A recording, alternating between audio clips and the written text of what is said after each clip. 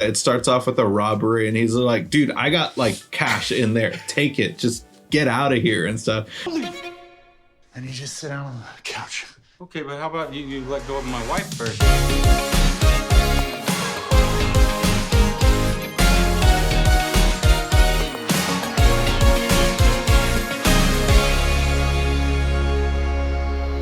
Drive-by movies you're watching. Fresh releases. My name is Blaze. And my name is James. And this week we're talking the brand new film, Windfall. You're not a killer. What you think you have to do next. Please don't cross that line.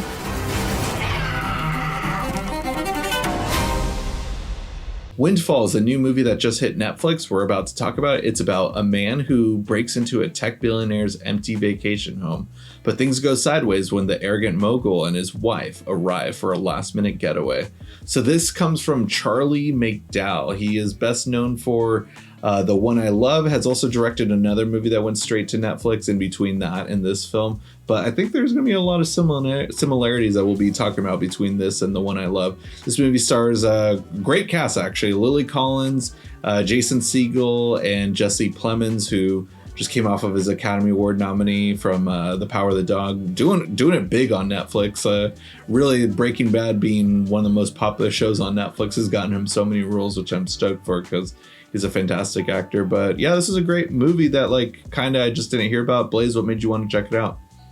So I think being a huge fan of The One I Loved, obviously after watching that movie, I think I was down for anything that was Charlie McDowell, although I did miss his follow-up to that film with Jason Segel. So I don't know why, but this one did hit my radar and I felt like, oh, we should check this out. It's on Netflix. What better way to watch it? And honestly, I'm a little on the fence on this one. There's just a lot of stuff that I really liked about it, but I feel like I just wasn't there maybe towards the end. How about yourself?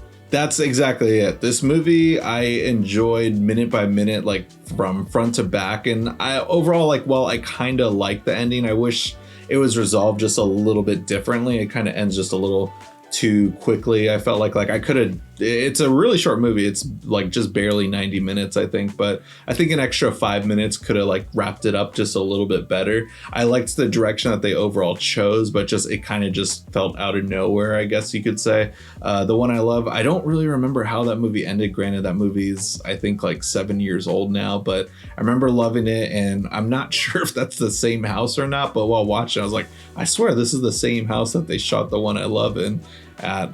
But very similar to this movie, it's all just one location. That movie had two. I know it's a doppelganger movie with The One I Love. There could have been a couple other side characters that I can't remember off the top of my head, but with this movie, for the most part, it's just three main people, a couple people here and there that are brought up, but it works really well and I loved it. It was so freaking funny. I was cracking up the entire movie despite its intense soundtrack, which I really enjoyed, and I love the direction. It's claustrophobic feel despite it being a very rich, expensive, huge house. And Jesse Plemons is hilarious in this role. He's always kind of playing a jerk role, but he's still funny about it. Lily Collins, I haven't seen her in too much, honestly, but I thought she did great with this. And Jason Segel, I love him in anything. I think he's one of the more underrated actors. I feel like he nailed this role, but I agree that kind of ending just didn't sit well with me, is what held it back. I gave it 3.5 stars. It almost was a 4-star movie for me. Yeah, definitely. I love just the aspect of being in one location. I think this director's done it very well with his previous films, and to kind of return back to the well.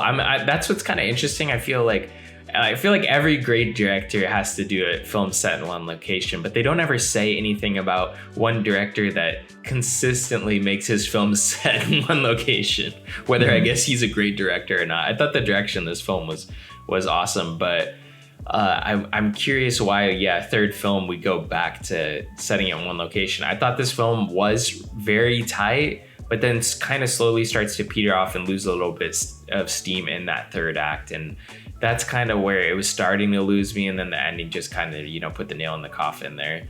But I really love Jason Segel's performance, especially how this film kind of starts out of him kind of breaking into this house and slowly going through it, not really having any human interaction until he notices that the couple comes back to the house and basically gets caught in the act, but then his plan kind of escalates. Oh, they weren't supposed to come, but maybe he can use them as like hostages essentially and get more than he was kind of bargaining for.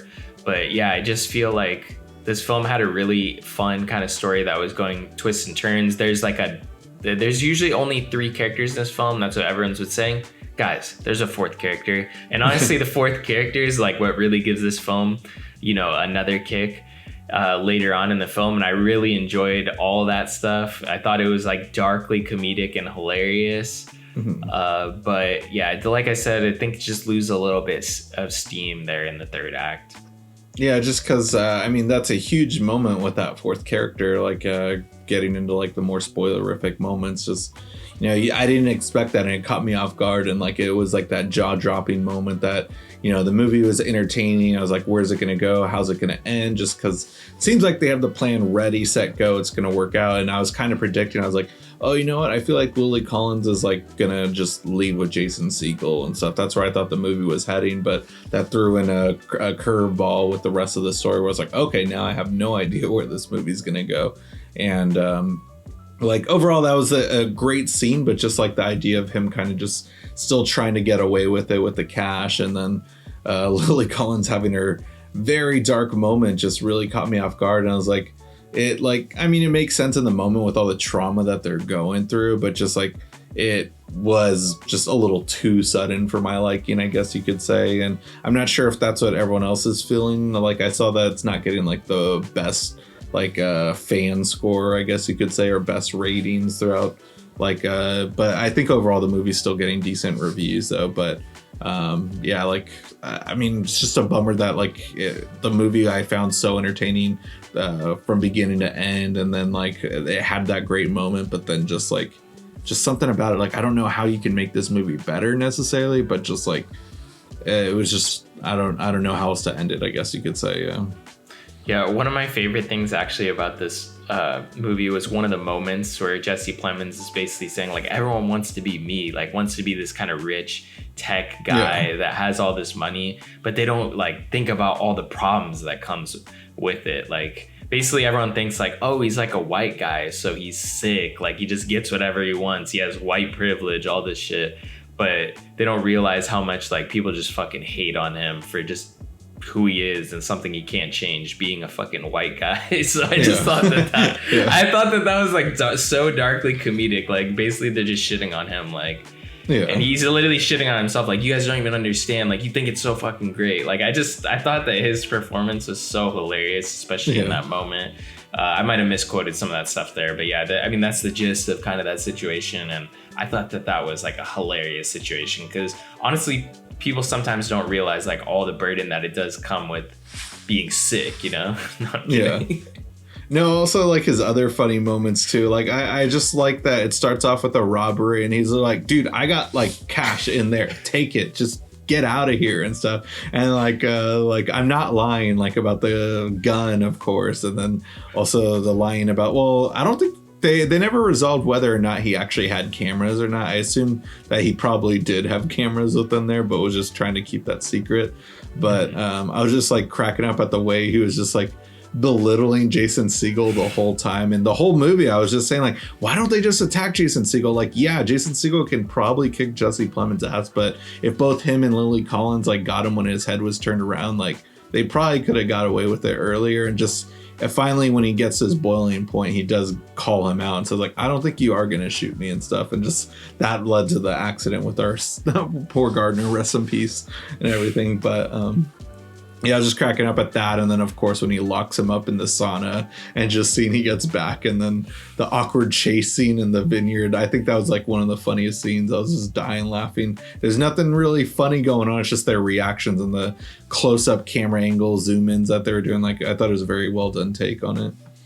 Yeah, I honestly think like if you have Netflix, this is definitely a fun watch. Like it's really darkly comedic at times, and it just has like a page turner vibe to it. Like you can't look away because like what's gonna happen next. Like I feel like this was definitely a great script, and I feel like the movie going into it, they missed the mark in some aspects of it, but I feel like for the most part this is like a pretty enjoyable film, especially lately. I feel like some of the Netflix releases haven't been that great, so this is definitely one where I'm like, oh, I definitely recommend people checking this one out.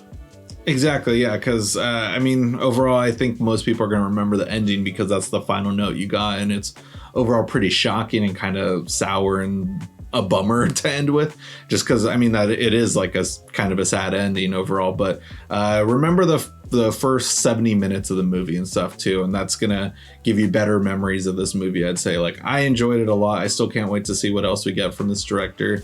I probably need to check out his second movie first before I wait for his fourth movie, but it's a solid follow-up movie. I felt like, I assumed this was shot during COVID, so I thought they worked really well with it. It's a good just a good movie, I'd say, overall. I highly recommend it. Be sure to check it out on Netflix. It's free to do so. If you have a Netflix account, of course. I know it's getting more expensive these days, but come back here, leave a comment letting us know what you thought about the movie. And if you guys haven't already, go ahead and smash that like button, hit the subscribe button, and click that notification bell to get all our latest updates. And if you can't get enough of us here on YouTube, be sure to catch us down below in our social media links with Instagram, Twitter, and TikTok. Anyways, guys, that'll conclude this week's episode. Tune in next week for a brand new video.